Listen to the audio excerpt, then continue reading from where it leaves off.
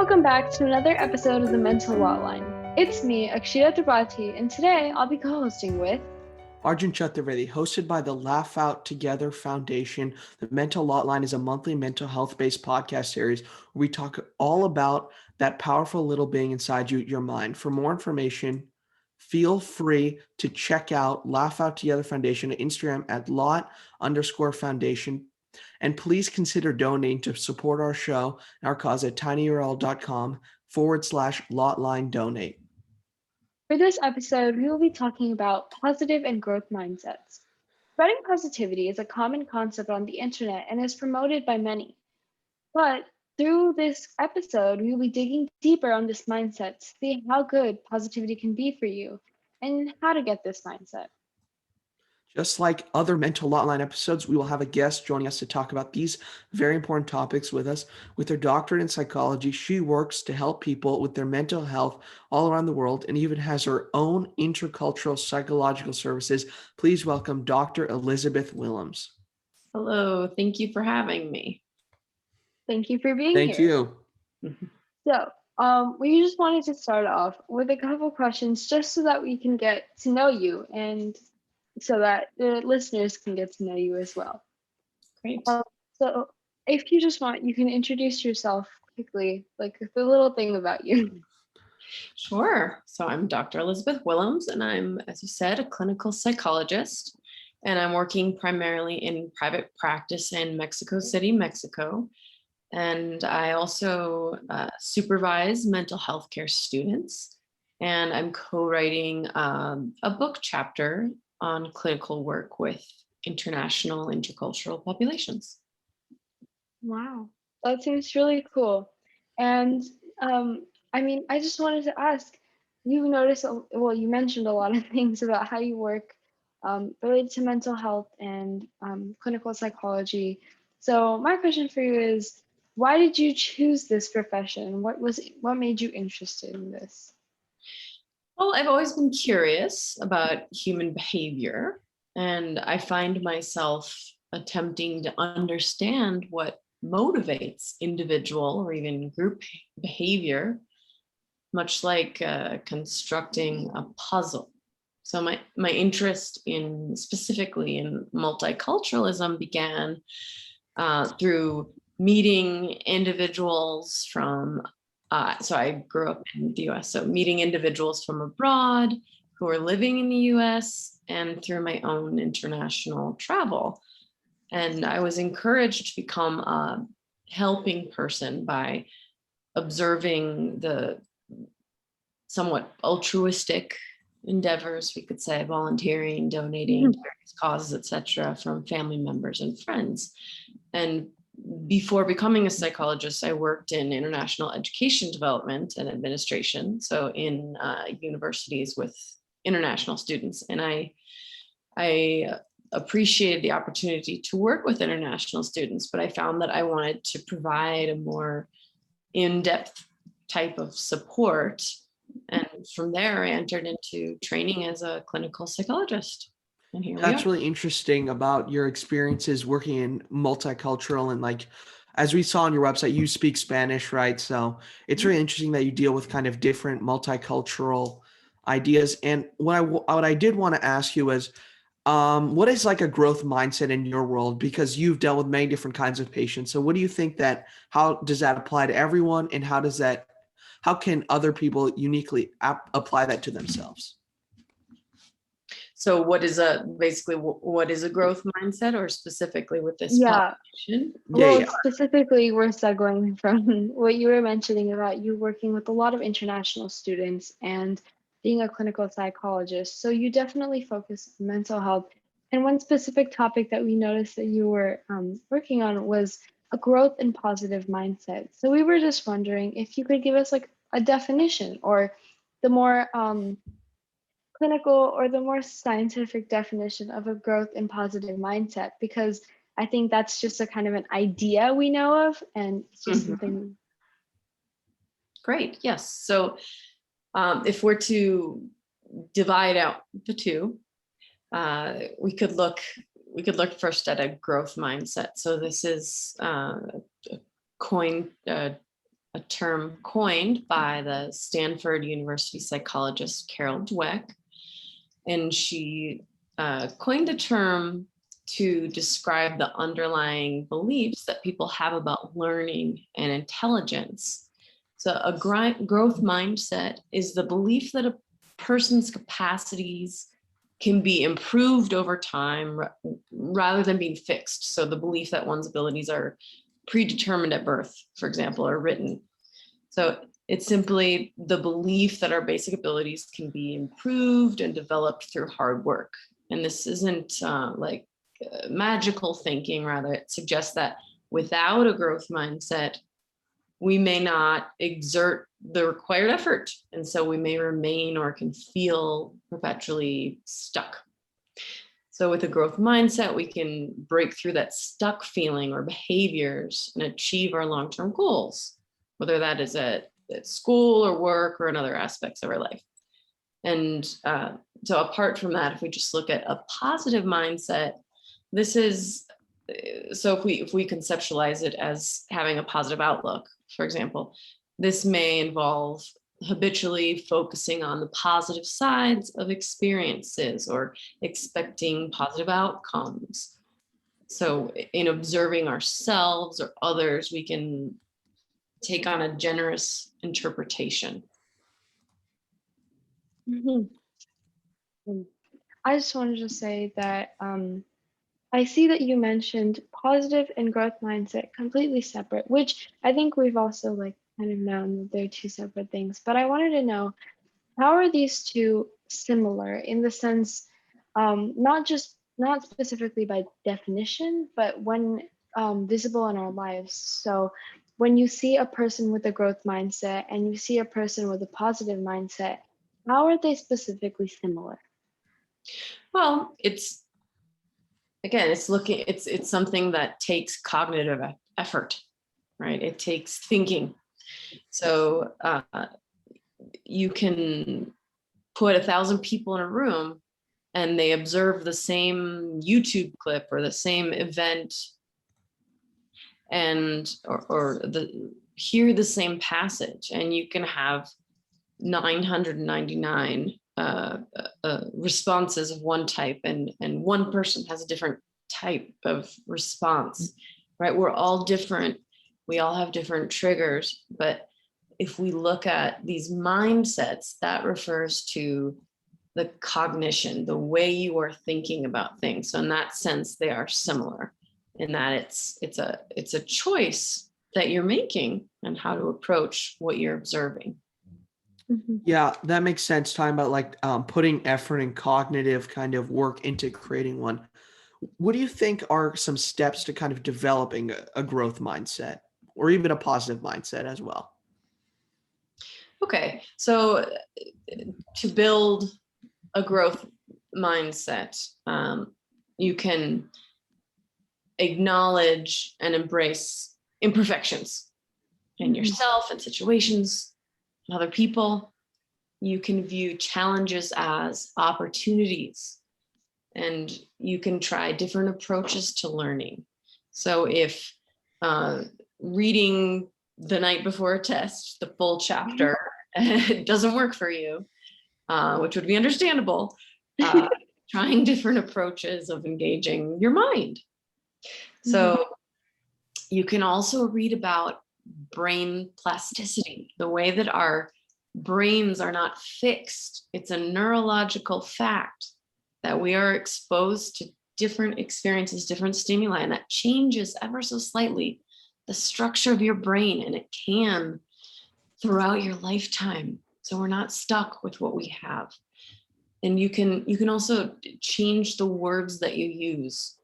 So instead of failing, you can try to catch yourself and instead use the word learning. You can stop, well, this one's a harder one. Stop prioritizing approval over learning, right? That's an in-depth process. You can value the process over the result, right? It's the journey, not the destination. You've heard that. You can celebrate your growth with others. So that can look like, for example, sharing your progress with others, celebrating what you've learned, the abilities that you've built up. You can emphasize growth over speed. Obviously, different tests might not allow for Yeah. that necessarily, Yeah. but you can work on that. You can reward actions, not traits. And this starts early in life. So if you can even correct each other with how you speak to one another, or if you have younger siblings, you can talk to your parents about I this. do. Yeah. I mean, I have a younger sibling, so maybe I will use this. And also, I think everything you said makes me reconsider ignoring all the inspiring quotes that I put up on my wall, because a lot of these seem similar. But Right. I think it's really important to realizing that this is going to be on social media, considering that, but it is important to take a critical look at what we're seeing, posts on Instagram and inspirational messages. Sometimes behind those messages, we might be sort of going against this growth mindset. So using words like "yet," if you have not mastered a task, you can use that as a sort of a take-home message. Get comfortable with the word "yet." I haven't done something yet. yeah, maybe put it up on your wall and just say, "Yes, that is what the thing is."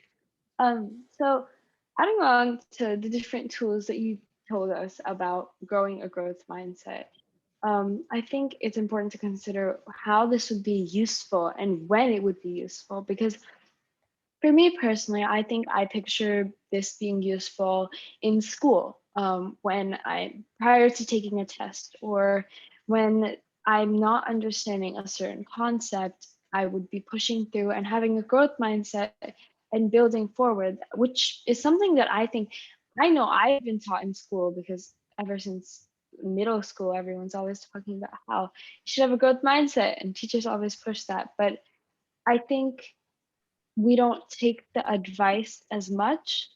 And so I think many times people just don't know when they would see this being useful, and like what aspects of life this would be used most in. So what places do you see this being used most in? Patients you have, or clients that you've had, just people of that sort? So in general, it's a great question, and I'm glad that it's you've heard this before starting in middle school. That's great to know. So in general, with challenging situations in which one may not yet have developed a sense of mastery. So students who have a growth mindset, for example, may take on challenges and learn from them, and therefore increasing their abilities and achievement. So students with a growth mindset may experience a greater sense of purpose even. And this can be applied every single day. So when you hear yourself speaking critically, or when you have received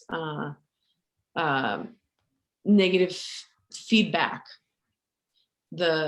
if you hear yourself speaking negatively or engaging in negative self-talk, you can try to pause, recognize it, and then change it.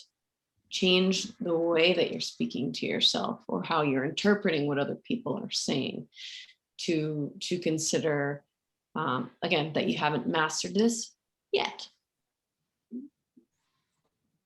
Yeah, And so oh no, you keep going. Sorry.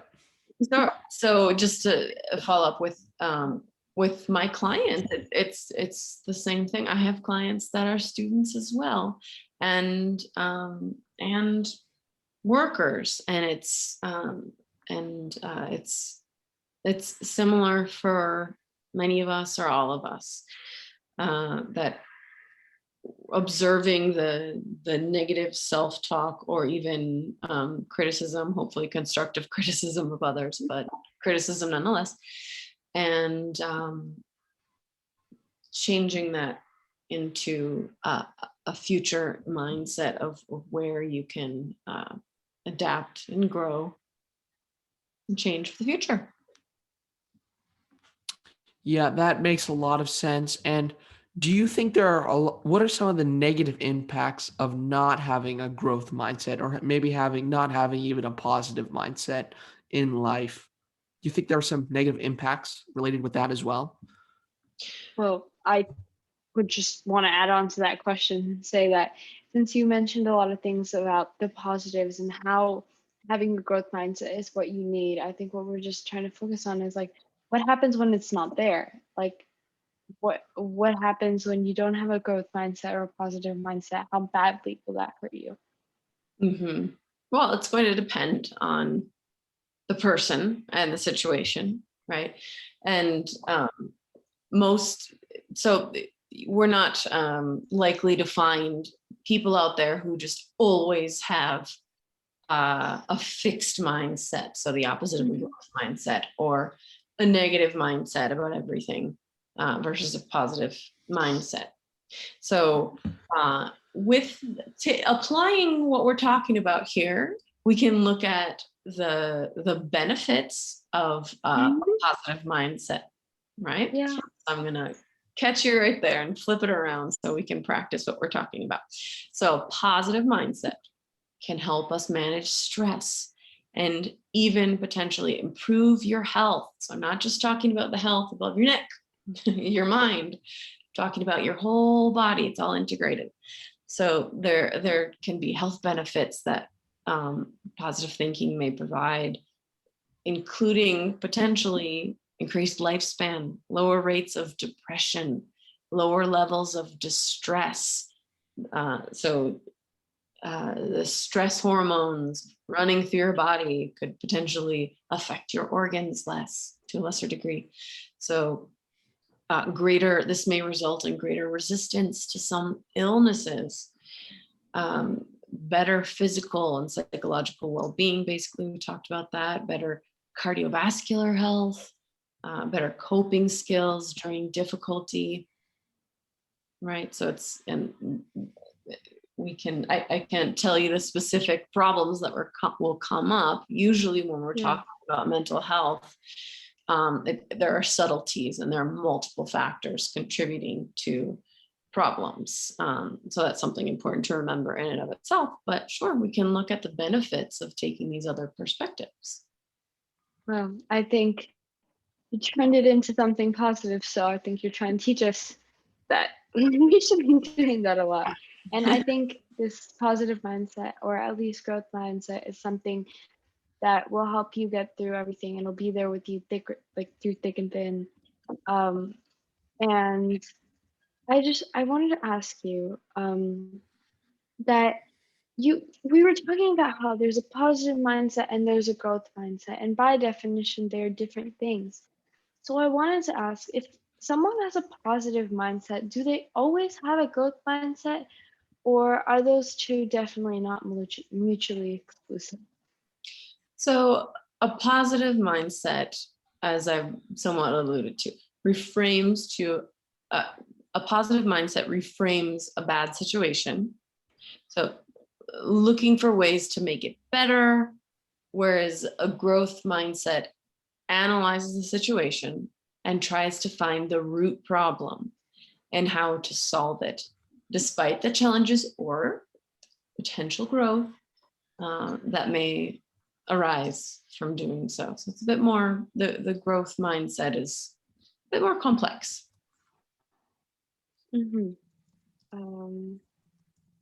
So I think Arjun. Yeah. So you time about kind of there's growth mindsets a little bit more complex, and I want to ask kind of another question. Are there any kind of downsides to having a positive growth mindsets?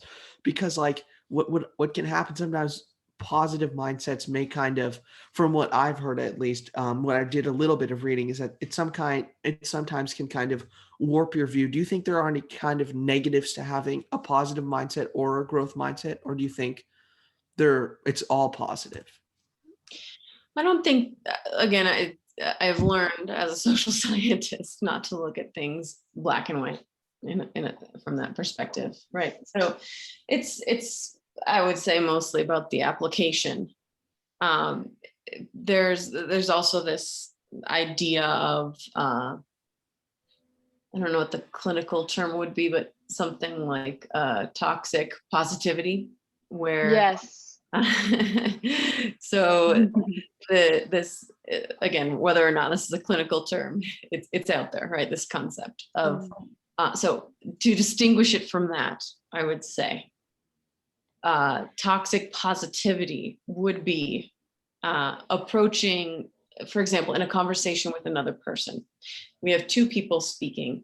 One person is putting themselves in a vulnerable position, speaking about how they're feeling, maybe something difficult that happened. They're the person they're speaking to could respond by invalidating their experience, or not hearing their experience, hearing what they're saying perhaps, and kind of just going right into the positive potential aspect of that situation, the silver lining. What we want to do would be to validate people's real life experiences. And at least in my work, I try to validate what people's experience, normalize them, right? Because there are a lot of people on the planet, and so the chances of one person being the only one to experience something is pretty low. So normalizing someone's experience, validating what they've gone through, and then after they've talked about what's been going on for them and expressed their feelings, expressed their experience, we can look together for maybe a positive side of things, a silver lining, a way that they have grown from the experience. Yeah, I think the thing that I think that if you do this with your clients is a very great thing, because I think that, oh my God, I think the thing that's driving people away from positivity is this toxicness that not just social media, but the world has created. Because many times people with the idea of positivity in their head, and obviously they're trying to be beneficial and they're trying to help you, but many times they decide to invalidate your feeling just because they want you to look on the bright side, which is definitely something that would drive people away from positivity, because they're like, I went through that feeling and I want to feel that. I don't want to be happy all the time. I need sometimes to like grieve or deal with whatever I had. And I think sometimes that hurts yourself and those around you. And that's something spreading awareness like this would keep people away from. I mean, I wanted to ask you that as you are much older than us, because we're just high school students, it would be that, have you noticed that as you grow, your ability to use a growth mindset increases? Or how do you think the growth mindset changes with age or over time? Well, it's a great question, and I'm just one person, so of course I can just speak from my own experience with that, and perhaps what I've observed in other people. But again, I would like to look at the growth mindset as something that we actively work on, right? I don't know that it just comes from age, but what I could say is that over like difficult experiences that I've had, I don't know in the moment what this will lead to. I don't know how this will change the trajectory of my life. But what I can do is look back on experiences that built grit and made me stronger and more adaptable, better able to face difficulties.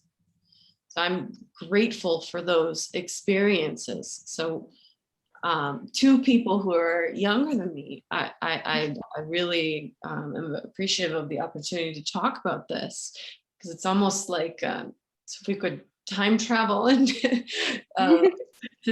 I wish I could time travel to tell myself, guess what? This thing you're going through, that's going to lead to this other thing that's amazing in your life right now. And that's allowing you to help other people. Right. So I'm grateful for this opportunity to talk to you and your listeners to help you hopefully build this perspective as well. We don't know how the difficulties in our life are going to lead to positive experiences or neutral experiences. So it's great. It's a challenge, and it's a good idea to consider how challenges can become creative growth. Yeah. Prior to Arjun saying something, I wanted to say that the thing you said about being able to talk to my older self, little lighter note. I feel like we were talking about how social media has given we had given us social media a bit of a bad name here, but I just wanted to say, if you do have TikTok, there actually is a trend where they're all talking about going back to your past self and telling them that you can make it through this point because it gets better and there's something else. And I think Arjun also went through using a growth Yeah. mindset. So Yeah, like we were studying for this pretty big exam, this AP US history exam. I almost like it was causing me so much stress. I was not crying, but I was constantly upset, never happy. But then, I realized that the exam really won't impact my life really that much. And what I realized was, if I just try to put in the effort and try to take all the time I've put in, being angry all the time is not going to help. So kind of putting in more active studying and being happy with kind of what I was able to do with the studying rather than trying to like ace the exam and get every multiple choice question is really important. But I did want to ask, do you think the growth mindset has been altered by the events of, coronavirus? Because back of coronavirus is not just the shutdowns, but, more challenges in terms of like poverty and stuff. Do you think that these national events, how do you think we can adapt, like as kind of people who are going through this really tough time? Do you think there's a way to kind of adapt our minds to be able to kind of get through these really tough times that we're having right now, like a global crisis, like the global crisis that is COVID? I think it's necessary, almost necessary to do so. And in fact, I don't know about your experiences, but a lot of people have reported increased awareness, gratefulness.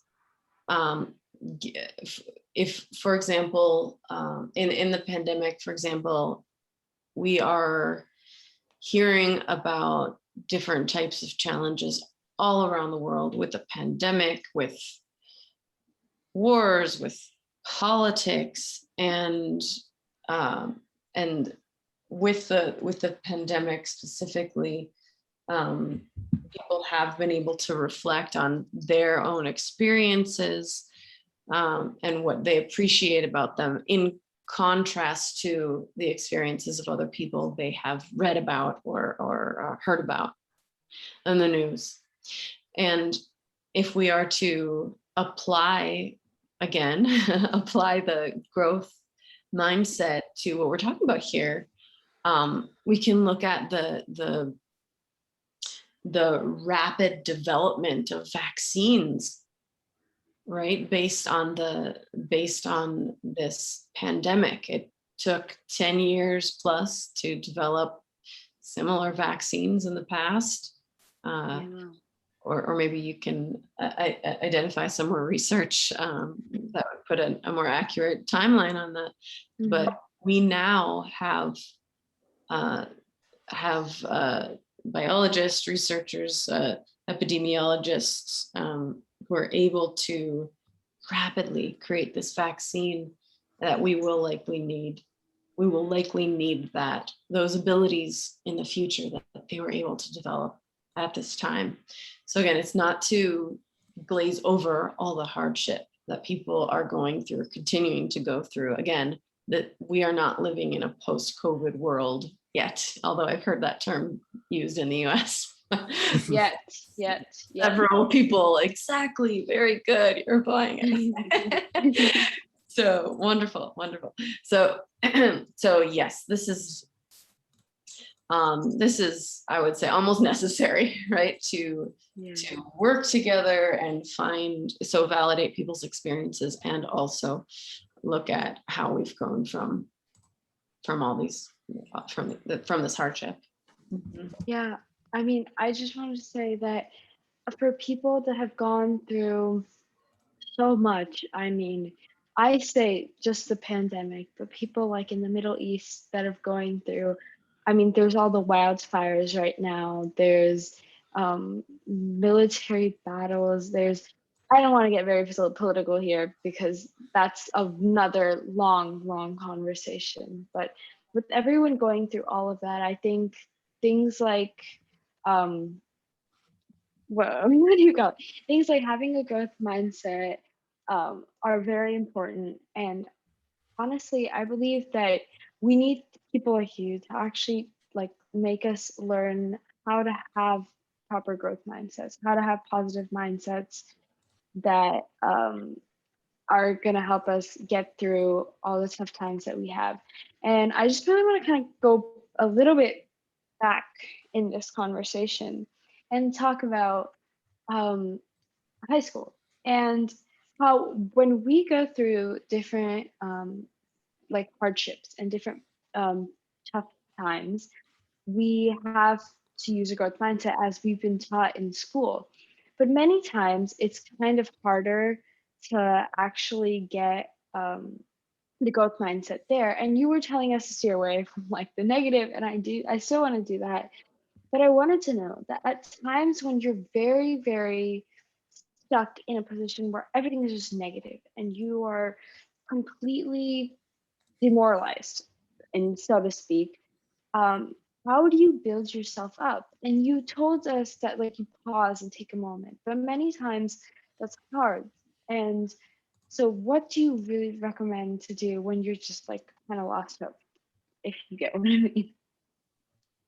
Well, I think that, so again, awareness, trying to be mindful, mindful meditation can help us build up the ability to become more mindful, more aware.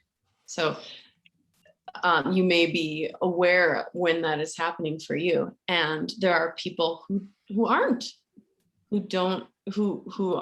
as insightful about changes in their mood or behavior and the triggers for those changes, whether they're internal or external stimuli. So awareness is one of the first steps, if not the first step there. Okay. And from there, we can identify if there's anything that we can change in our circumstances. If there's not, we can look at adapting if that's possible. We can look at leaving certain circumstances if that's possible. And when we don't have the opportunity to make change or to leave, that may be one of those moments where we feel more demoralized. So, so applying a growth mindset could be like recognizing how this feels, how in the future you can talk to other people about how that's felt for you. And if, for example, like with political leaders, like with leaders in general, Nelson Mandela, people who are imprisoned or really stuck in situations that they are not able to change. Just becoming more aware of how that affects someone, how it affects people, and recognizing that down the line, this may help you engage with others and help little by little help humanity. Yeah. Yeah. So I want to ask you another question is so you were talking about talking to other people. how do you think talking to a specialist to help you kind of develop a growth mindset, like someone like you or some kind of psychologist or psychiatrist, how do you think that helps people kind of develop a growth mindset and positive mindset? Sure.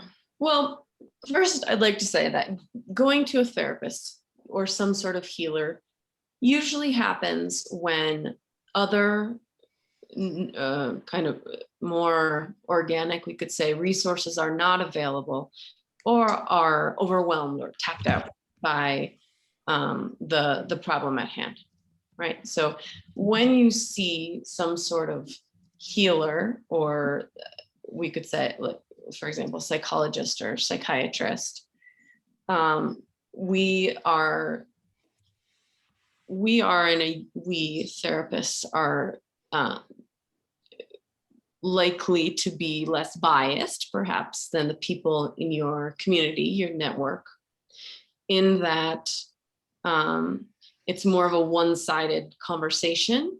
No one is going to be completely free of bias, and psychologists and psychiatrists are constantly looking at that culturally, personally, what have you. But the idea of going to a professional is that we are hopefully significantly less biased than the people you may come across in your personal network. And we are trained, right? And we're trained in types of therapies like cognitive behavioral therapy. So cognitive behavioral therapy is more, when we're talking about this, the positive mindset, that for me at least brings up cognitive behavioral therapy, and that we identify the feelings, the thoughts, and behaviors. We look at those three things as separate. And we use something, for example, we use an exercise called a thought record, where we identify the who, what, when of the situation that triggered a negative feeling. We look at the feelings themselves. We how distressing was it? We look at the thoughts that came up, and then we look at evidence that supports and doesn't support the negative thought or the maladaptive thought. And so we then attempt to come up with a more holistic and often positive adaptive thought. And then we look again at those emotions to see if that changed the emotions associated with the trigger. So that is something that mental health care professionals are trained to help people through, coach people through.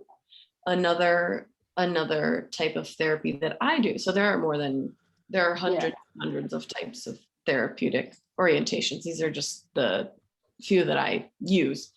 So there's another type of therapy that I use called EMDR. It's eye movement desensitization and reprocessing. So I haven't heard that one. Yeah, this is it's a type of therapy where we add what's called bilateral stimulation. You're alternatingly and rapidly stimulating the hemispheres of your brain non-invasively, usually with eye movement, like in REM sleep, or with auditory stimulation, or with tapping, touching. So we combine examining our feelings, our thoughts, our memories with that bilateral stimulation, and it tends to help people have a greater perspective by the end of therapy, have a more holistic perspective, and look at the growth mindset without me even using those words tends to come out through that type of therapy. Oh. Mm-hmm. Oh, I didn't know these kind of things were there. And I feel like the tapping, that seems, I guess I actually honestly really want to figure out how that works, but I will save that for another day because I'm a person interested in biology. So that Great. honestly confuses me. me. And honestly, before we like close everything out, I just wanted to mention that, as we've mentioned in prior episodes, previous episodes, that when it comes and someone uses the word therapy or someone uses something or anything related to mental health, there's always a stigma. And before we close it out, I wanted to ask you, how do you see stigma prevalent in the work you do, and like what the therapy that you do? Is anyone like very skeptical of what they're going into prior to coming? Because I know that maybe they'll be like tapping. How's that supposed to work? But, Right. I was um, skeptical about that one when I first heard about it too. So yes, there's a lot of skepticism. We can look back historically at why this has even come across in various cultures.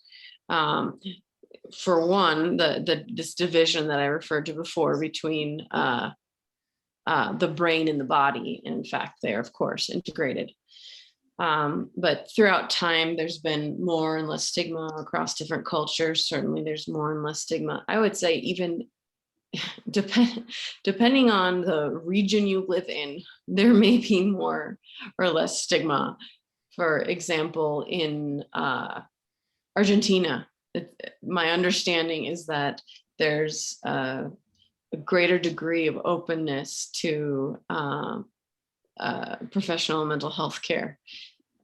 Places like Manhattan, there's more permission, and Los Angeles, yeah, there's more permission for people to openly, from what I understand, for people to openly speak about their own mental health and mental health care.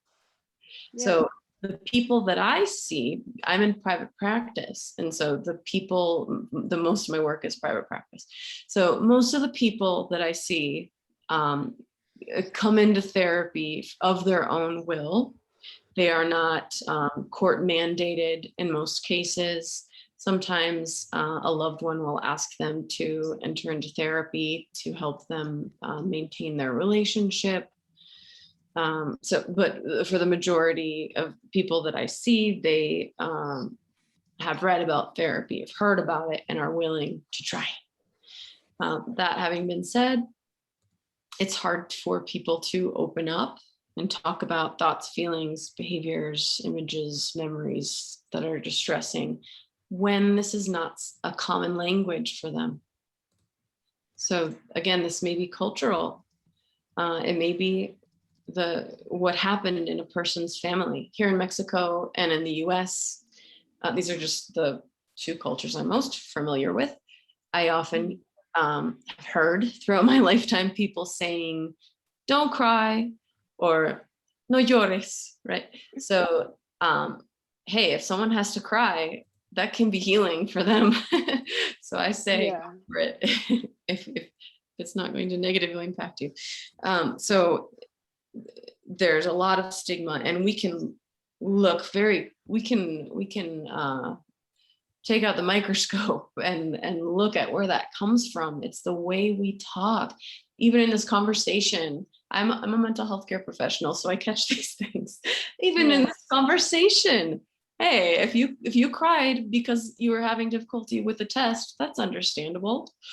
I'm certain that I have done that many times. So I think that if we can all, to the best of our abilities, normalize our emotions and normalize our need for extra or professional support. If our other resources have been exhausted, I think we will all be the better for it. yeah. Yeah, trying to, break that stigma is a big part of why we're here, trying to tackle that. And we're happy about the changes that have been occurring to try to, prevent that, trying to break out of it. And I just want to say thank you so much. And do you have any kind of final acknowledgements before we wrap this up? Any other comments you would like to Well, make? sure. Well, acknowledgements. Anytime you speak to a professional, we have hundreds and thousands of people and articles, research that has fed into this information that we are presenting to you today. So today I've talked about,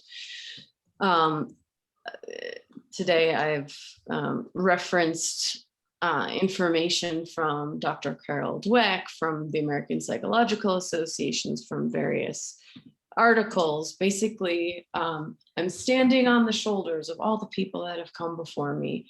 And so I'm grateful to them and many people that I have not mentioned. And also to all of you, again, for putting on this podcast. This is what it takes. It takes people your age validating the experiences of your peers and talking about this. When I was in school, I don't remember this sort of thing being available when I was in high school. And years later, after talking to friends or acquaintances, after learning about what they had been going through while we were in high school, it would have been so helpful to know at the time. Yes. So I am so appreciative of you all for making yourselves vulnerable and putting this out Thank there. you. Thank you. Thank you. And you don't know the impact that it could potentially have. You don't know if one of the viewers is going to make a decision not to hurt themselves, or make a decision to help a friend. And those people may go on to actually become therapists, or become some type of healer, or just become A good person. a shoulder for someone to cry on. So I'm so grateful for all of you for doing this work. Thank you. Thank you so much. Yep. Just to wrap a few things up, this conversation has been very insightful. Thank you so much for your time, and thank you to everyone for listening. Make sure to join us every month for a conversation for more discussion about mental health issues and how to cope with them. And to contact Dr. Willems, email her at doctor@elizabethwillems.com. Any other kind of places you would like to plug to, people to talk to? Well, whatever is more accessible for your listeners, but I'm on Instagram, I'm at the.intercultural.psychologist. So you can also reach me there. Okay. Well, thank you so much, and that's the rest. Thank you. Thank you.